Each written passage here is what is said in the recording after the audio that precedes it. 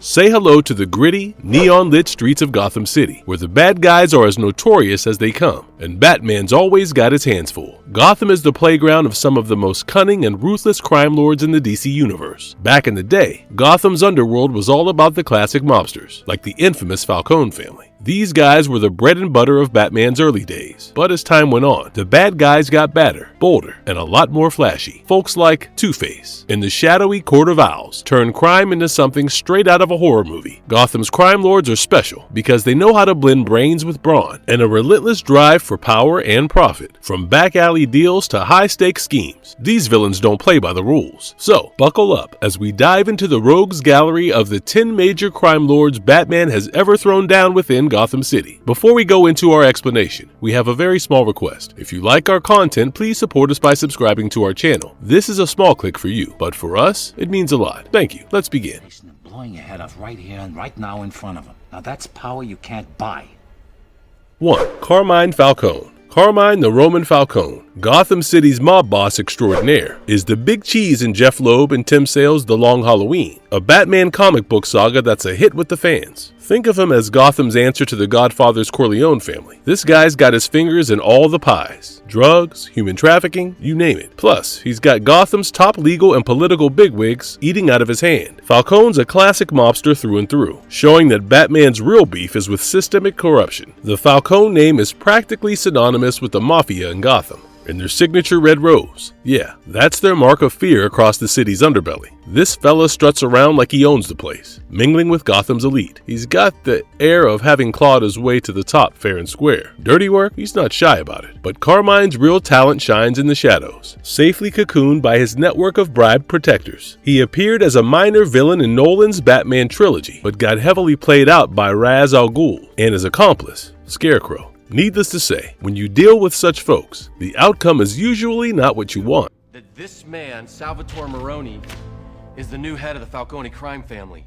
2. Salvatore Maroni. Salvatore Maroni, the lesser-known yet equally shifty face of Gotham's mob scene, was the guy right under Carmine Falcone in the pecking order. Think of him as the understudy who's always ready to steal the show. After his dad passed away, Sal took the reins of the Maroni family business. And boy, did he leave a mark. He's the one who chucked acid at Harvey Dent, turning the power guy into Two-Face, which is what happened in the comics. Unlike Dark Knight, where Harvey had his face burned because of Joker's antics, during the Long Halloween, Sal and Carmine Falcone had this awkward buddy-buddy thing going on. It was like watching two cats trying to share a saucer of milk, tense and full of side-eye. Their uneasy alliance made Batman, Gordon, and Dent's job even tougher in cracking the case. Sal was a big fish in the mob pond once, but when Gotham's supervillains started popping up like weeds, and just like that, Sal's days were numbered. What about his legacy though? Well, it's as embedded in Gotham's history as the Falcones. Sal's the current head honcho of the Maroni clan, rubbing shoulders with Gotham's elite and pulling strings in the shadows. He's not one for getting his hands dirty. He prefers the cozy life his dirty money buys, but he is someone who prefers personal safety over money. Sal's the type to drop a deal faster than a hot potato if it means saving his own skin.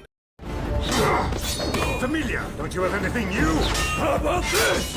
3. Ra's al Ghul. Ra's al Ghul is like the eccentric uncle of supervillains, not your typical mob boss. Big wise shaman of the League of Assassins, more into ancient secrets and family legacies than street-level thuggery. But despite the fancy title and all that, at the end of the day, his league's up to no good, meddling in global politics like they're playing chess with countries and world governments. The League might think they're the good guys, guiding humanity and all, but let's face it, they're just highbrow thugs with a flair for the dramatic. One could say that they're the overachievers of the criminal underworld, and have risen above the nuances that come with a criminal syndicate. As for Raz himself, he's way older than what you may think, thanks to his special spa treatments in the Lazarus Pits. These mystical baths keep him looking fresh and spry for centuries. He's a brainiac when it comes to strategy, and has this grand plan to save Earth by, well, wiping out most of its people. So this guy loves a bit of an overkill. Batman and Raz have this frenemy situation going on. Batman respects his brains, but can't stomach his let's-in-the-world hobby. And then there's Talia, Raz's daughter. Let's just say she and Batman have a complicated thing. More complicated than the relationships that the Targaryen family share with each other. Raz uses his League of Assassins to stir up trouble worldwide, thinking he's doing Earth a favor. In Batman Begins, Raz tried to destroy Gotham in a bid to save it. In Dark Knight Rises, it was his daughter trying to do the same. just jealous because I'm a genuine freak. 4. The Penguin, aka Oswald Cobblepot, isn't your run-of-the-mill thug playing dress-up, and not even someone like Batman or the Joker who dresses up to make things more dramatic. Where others might dabble in the dark arts of villainy for kicks, Penguin's all about the cold, hard cash, and climbing the social ladder. Oswald's been a big fish in Gotham's pond of bad guys since way back in the 40s. This guy treats crime like it's a science experiment. Despite what his name may or may not suggest, this dude's a heavyweight in the criminal world. He's as much at home among Gotham's glitterati as he is in its grimy back alleys. Despite hating his birdie alias, Penguin uses it as fuel to carve out a place among Gotham's most notorious. You can catch his origin story in Penguin, Pain and Prejudice by Greg Hurwitz and Simon Kodransky, and in an alternate universe, like in Earth 1 Volume 1 by Jeff Johns and crew. He even plays the big bad mayor. In a city where villains often have flair, Penguin focuses on precision and profit. He's a master at playing both sides of Gotham's society, the elite and the underworld. In the latest Batman movie starring Robert Pattinson, Penguin is played by Colin Farrell. In the movie, he's the right-hand man of Falcone and aims to take his boss's position someday. 5. Warren White, aka the Great White Shark. Warren White, the Great White Shark, started as a rather small fish in Batman's gallery of rogues, but bit off way more than he could chew. Originally a slick financial exec, Warren played the insanity card to dodge hard time for his white-collar shenanigans. This succeeded, and he landed himself in Arkham Asylum instead. Bad move though. The asylum's residents didn't exactly roll out their welcome mat, and Warren got a harsh makeover courtesy of Jane Doe and a fridge unit. The result was that he now looked more shark than man, losing his nose, lips, hair, and some digits to frostbite. Warren didn't just sit there and sulk though. He turned into a criminal mastermind, running his shady business from inside Arkham. He even tried to pin some dirty work on Harvey Dent, and buddied up with Black Mask and Penguin for more dastardly deeds. In fact, he once also used his mob ties to take down Penguin's crew, and framed Dent for the mess. Batman caught wind of this and threatened to spill the beans to Two-Face, setting up a potential showdown in Arkham. Post the Black Glove slop and taking down Batman, all Arkham's crazy got a field trip to Blackgate, but the new Black Mask busted them out, blew up Arkham, and roped them into his gang. Warren, of course, was in on this, too, always swimming with the sharks. Great White's stint in Arkham was a mix of business and survival. He got creative with the demons there, tricking them into a never-ending torture loop, giving himself some breathing room in hell.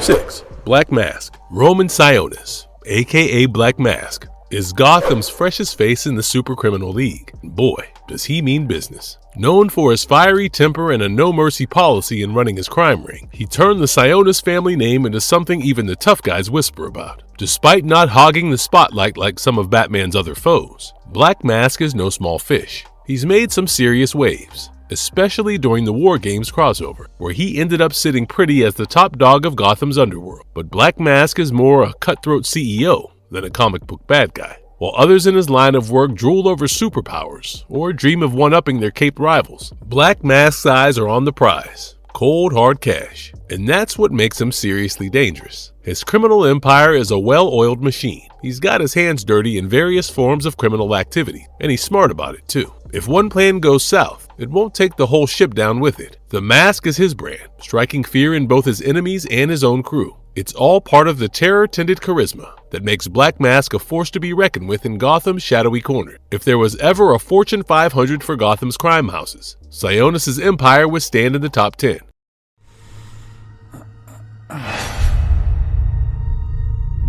7. Court of Owls. The Court of Owls, created by Scott Snyder and Greg Capullo, is like the Mafia meets a history lesson in Gotham's tumultuous lore. Despite being a new addition to the comics, the Court isn't just some Johnny-come-lately gang who were starters or newcomers. They've been the puppet masters of Gotham since the colonial times, but remained under the shadows for so long that no one really knew about them. You can think of them as the ultimate old money elite club, but with some really nasty twists and traits. Batman was just a speck in their rearview mirror until he started stepping on their designer toes. That's when things got real. Batman is up against an ancient, shadowy group that didn't even blink at his cape and cowl. And that, my friend, is a fresh kind of spooky. This court is kinda obsessed with theatrics and their swanky masks and secret handshakes. They've been playing the long game, shaping Gotham through hush-hush assassination and sneaky political and financial architecture. They're the boogeyman of Gotham's crime, the kind you hear about in creepy nursery rhymes but never really see. But the Owls don't really go to town with the heroes. they have their personal breed of henchmen called the Talon. These are not your average goons. They're ninja assassins, only cooler, doing the dirty work for the court. The bigwigs in the group rock these eerie owl masks, looking like something out of a twisted masquerade ball. The rank and file are a whole other level of weird, with owl-like faces, claws, and all. It's like someone mashed up humans with owls and turned them into Gotham's nightmare fuel. If you want to know more about the Court of Owls, we did an entire video on it. I'll leave a link in the description. For your dying pleasure, we are serving the very same acid that made us the men we are today. Hey, Two-Face, aka Harvey Dent, is Batman's other half in the villain department, a coin flipper through and through. He's much more than that. Once Gotham's golden boy DA, Harvey's fall from grace turned him into a poster child for how messy Gotham's crime scene can get. When Carmine Falcone's reign fizzled out, Two-Face stepped up, blending old-school mobster charm with a dash of supervillain flair. This guy was less about the muscle and more about the mayhem, but essentially, much like Batman, he's a tragic figure. His twisted journey, especially in The Long Halloween and Dark Victory, shows a deeper side to Gotham's underworld. Plus, his complex relationship with Batman and Gordon adds several gray layers to his bad guy persona. I guess no one in Gotham is all black or white. Two-Face's decision-making is literally a coin toss, but we'd be fools to write it off as just a gimmick. This quirk has landed him at the top of the food chain, keeping friends and foes guessing. It's chaotic, sure, but effective. Harvey's not the easiest guy to get along with. The whole unpredictable, double-faced thing can be a deal-breaker, but he's got a knack for rubbing elbows with the right and wrong crowd, which keeps him snug in his spot as one of Gotham's top troublemakers. 9. Dr. Simon Hurt. Dr. Simon Hurt and his creepy crew, the Black Glove, took a walk on the wild side of crime in Grant Morrison's Batman stories. These guys were gangsters, yes, but not your average gangster. They were more like bored billionaires throwing twisted parties. Imagine the worst kind of reality TV, where rich and ruthless types get their kicks watching good and evil folks duke it out. Hurt's pet project, however, was wrecking Batman. The Black Glove Saga and Batman R.I.P. showed just how deep their pockets were, and how they used their wealth to play villain just for the thrill of it. It's like organized crime got a supernatural, over-the-top makeover. Now, about Hurt's identity crisis. The guy claimed he was Dr. Thomas Wayne, which is also Batman's dad's name, and there's this whole backstory with a devil-worshipping ancestor. Batman first thought he was just an actor, Mangrove Pierce, but later, even he started wondering if Hurt was actually the devil incarnate. Hurt loved to talk in riddles and illusions, saying things like, "I am the hole in thing," or "the piece that can never fit." Pretty weird stuff, right? It all tied into this grand demonic narrative, adding a whole new level of weird to Batman's world. We recently explored Simon Hurt in one of our videos. You may also want to check that out. Surprise, B-Man! Meet Mr. Hammer. He's gonna teach you some manners. 10. The Hammer. The Hammer, straight out of a Cold War spy novel, was the training ground for the Soviet Union's top hitman, the KG Beast. They were more into the cloak and dagger stuff, like assassination and terrorism. The Beast's crowning moment was a wild, unsanctioned trip to the US to take a swig at the Strategic Defense Initiative, better known as the Star Wars program. In the post-Soviet era, the Hammer didn't just fade into history. Nope, they pivoted to full-on crime syndicate mode under the Commissar's watch. Their new hobbies were peddling Pakistani heroin, running extortion rackets, gambling den, and even a side gig in murder for hire. Talk about a career chain. And guess who was part of this merry band? Yep, the KG Beast, and a bunch of tough-as-nails Afghan war vets. They once tried to print a whopping $100 billion in counterfeit euros in Gotham City. But here's what makes them really forward-thinking. They tried pulling this off 2 years before the euro even became a thing. However, Robin and Huntress crashed their party, and then the Ghost Dragon swooped in, turning it into a full-blown mess.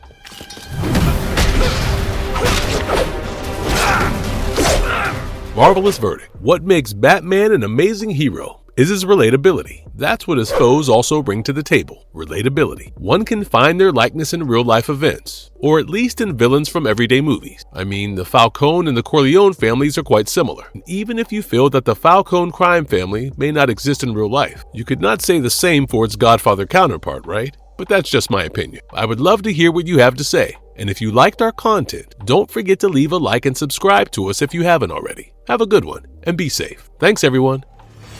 No one's coming to help you. I'll deal with you myself.